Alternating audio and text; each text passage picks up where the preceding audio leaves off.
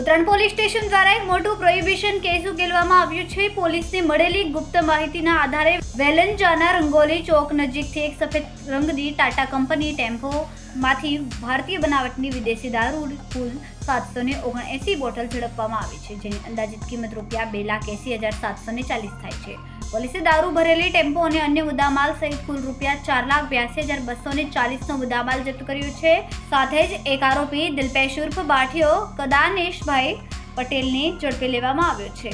આ સમગ્ર કાર્યવાહી police inspector D U Barad, second police inspector N G Patel અને તેમની સર્વેલન્સ ટીમ દ્વારા હાથ ધરવામાં આવી, જેમાં police sub inspector R D Dadal, Hasmukhbhai, Govindbhai, Keshavbhai, Ravjibhai અને અન્ય સ્ટાફની મહત્વપૂર્ણ ભૂમિકા રહી. આ કેસ ઉત્તરાયણ પોલીસ સ્ટેશન ખાતે પ્રોહિબિશન એક્ટ હેઠળ નોંધવામાં આવ્યો.